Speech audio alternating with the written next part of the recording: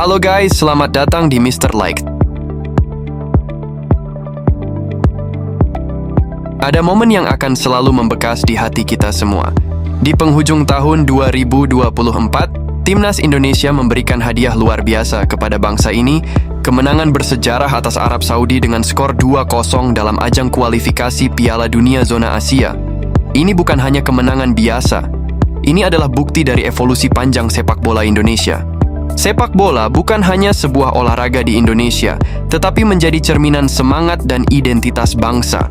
Sebagai negara dengan puluhan juta penggemar sepak bola, kita selalu merasakan euforia luar biasa setiap kali Timnas Indonesia bertanding. Kali ini, mari kita telusuri perjalanan Timnas Indonesia dari masa kejayaan bersama pemain-pemain lokal hingga era modern yang dihiasi dengan kehadiran pemain naturalisasi.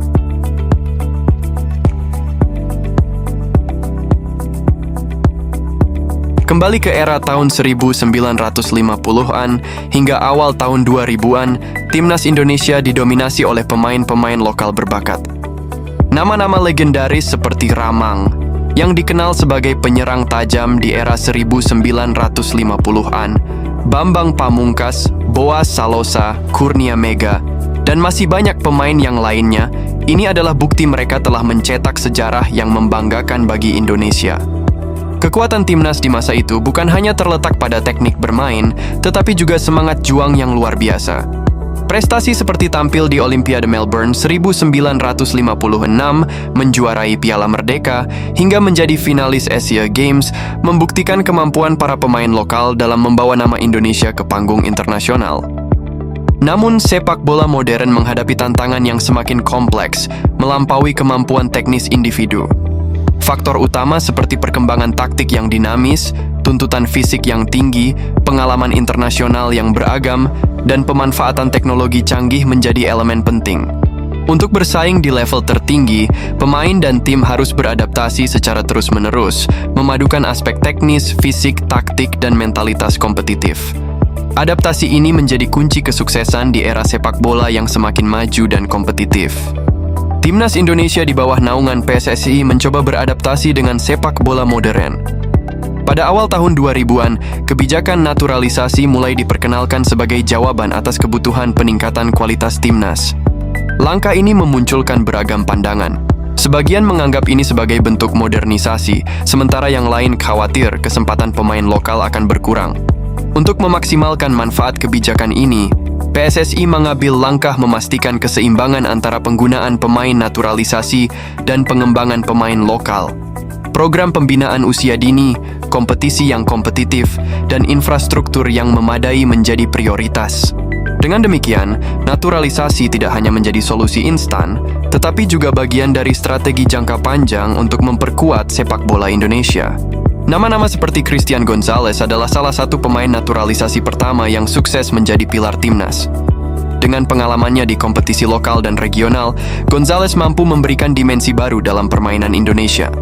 Tak hanya Gonzalez, Stefano Lillipali dan Mark Klok juga membawa pengalaman berharga dari Eropa untuk membantu membentuk skuad yang lebih kompetitif. Mereka tidak hanya memberikan teknik dan fisik yang lebih baik, tetapi juga profesionalisme yang menjadi contoh bagi pemain muda lokal. Tahun 2019 menjadi awal babak baru dalam sejarah sepak bola Indonesia. Setelah serangkaian hasil mengecewakan, PSSI memutuskan untuk melakukan perubahan besar.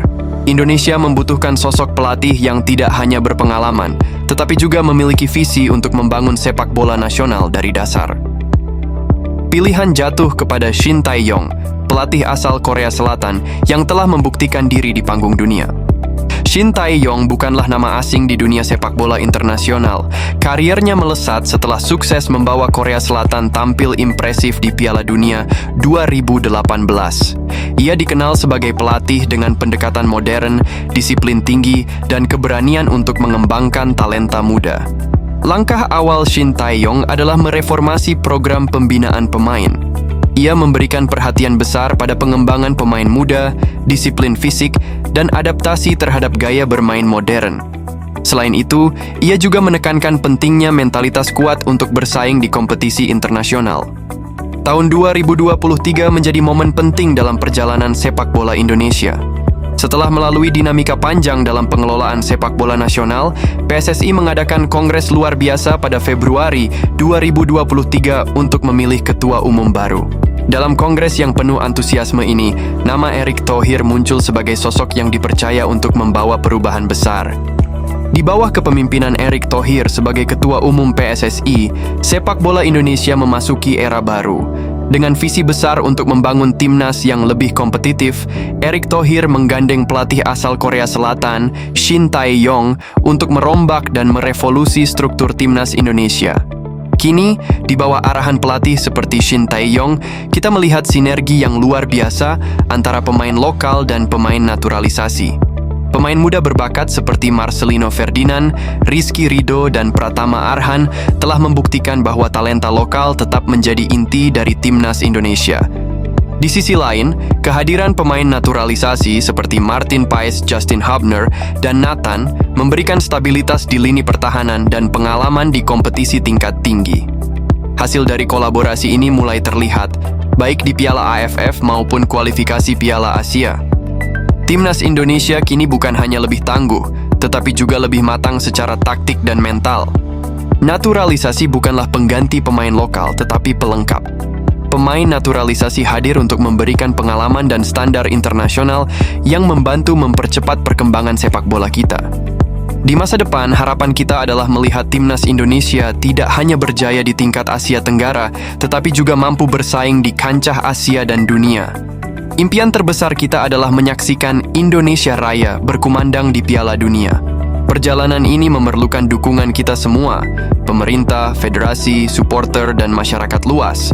Kita harus terus memberikan dukungan kepada para pemain. Tidak ada kata naturalisasi, yang ada hanya timnas Indonesia. Mari kita jadikan sepak bola sebagai alat pemersatu bangsa, karena di lapangan tidak ada perbedaan. Hanya ada satu warna, merah putih.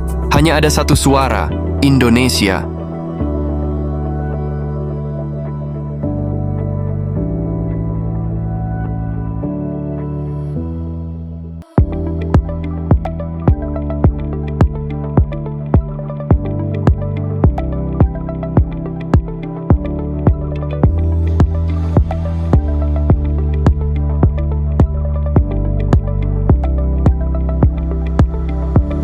Bagaimana menurut pendapat kamu terkait timnas Indonesia kita saat ini? Berikan pendapat kamu di kolom komentar. Sampai di sini dulu pembahasan kita pada video kali ini. Sampai bertemu kembali di video menarik berikutnya.